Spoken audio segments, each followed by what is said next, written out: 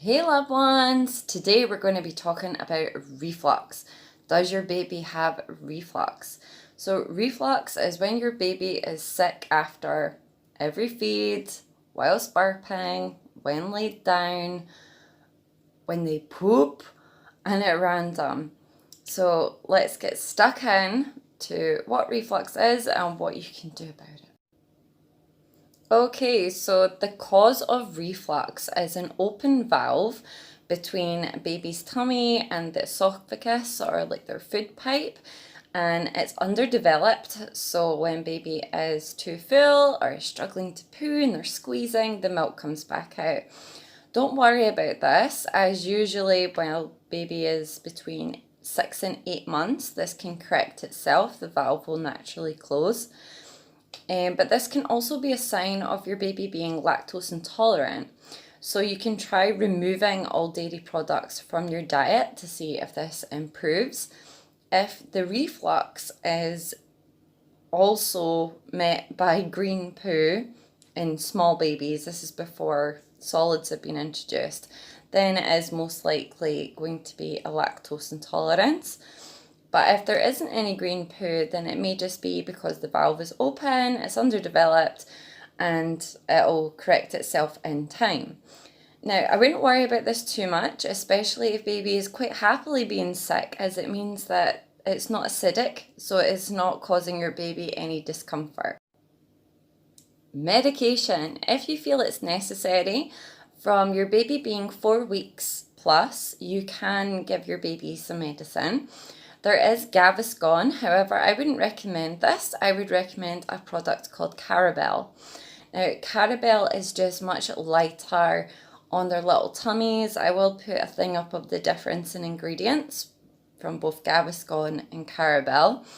But the Carabel is more natural, and, you know, if you feel it's necessary, then you can give baby medication. But if they're quite happy and you're able to keep up with the many changes they're going to need and the many changes you're going to need as well, then I wouldn't recommend medicating at all, but it's totally up to you.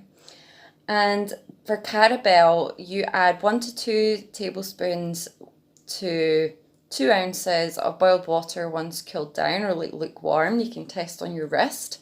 And then you encourage baby to have this either before a feed, mid-feed, or in between switching breasts.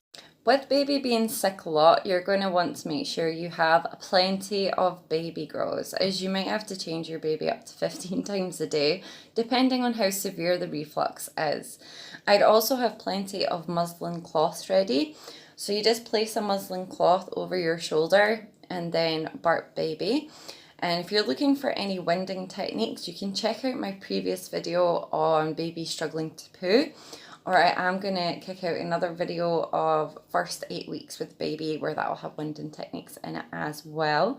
And also I would make sure that you have plenty of blankets and plenty of Moses basket sheets for when baby is laid down, as they are often sick when they're on their back or their side, you know, when they're ready to settle.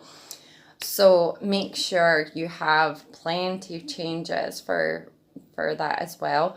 And also make sure you bath baby every day. And most importantly, check behind their ears, check under their neck, check in their armpits and any creases, as there can be a milk buildup and you don't want your baby having any skin irritation or infections. So just keep regularly checking, and to check underneath baby's armpit, as babies can be quite tight, you know. So basically you gently take their elbow and then just work the muscle, and eventually they will lift their elbow and then you can access the armpits. That's a wee tip and trick. So you can also work with a dummy. I would recommend the Tommy Tippy nipple teat dummies, especially if you're breastfeeding, because it's easier for baby and it stops them struggling between the different mouth movement between feeding and having a dummy, as you don't want this putting them off feeding if they're struggling with a big humongous dummy. So the tummy tippy tummies are amazing.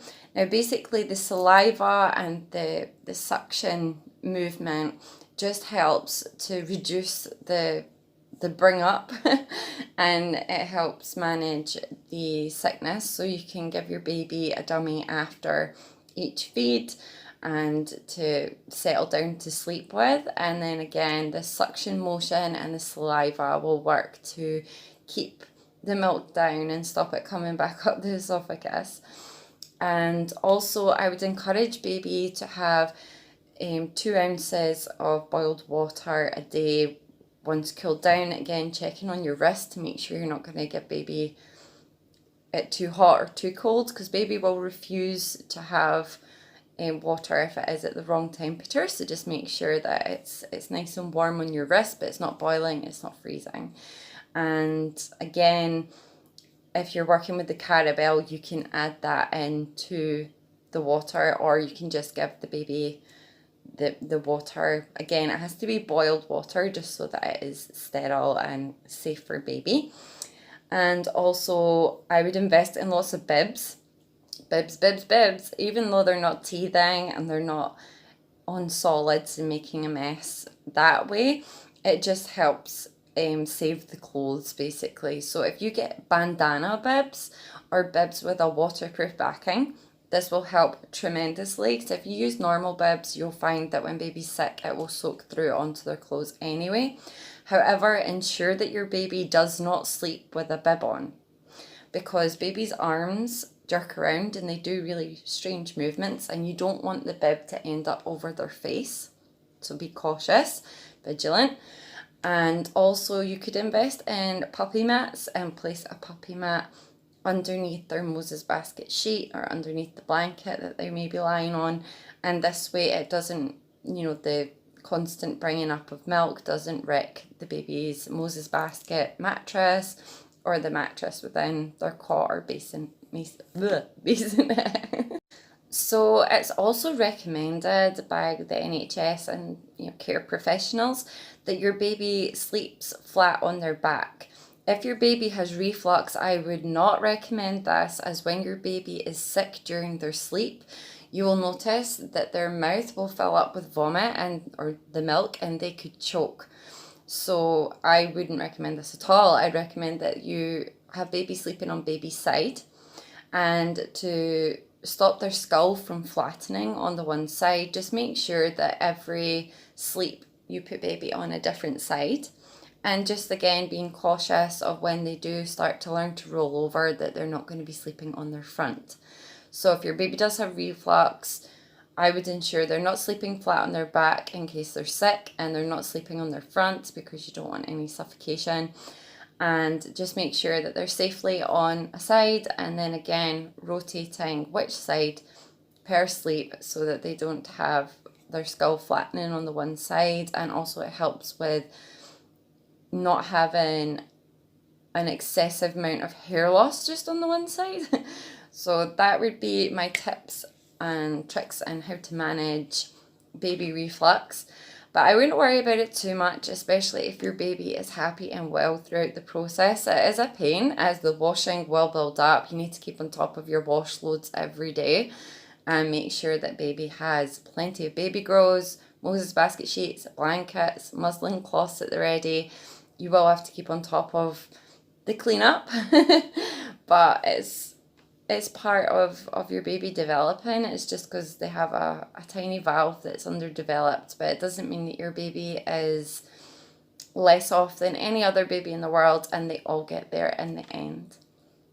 So that was my video on reflux, and I will be doing another video next on the first 8 weeks with Baba, and tips and tricks and all my knowledge.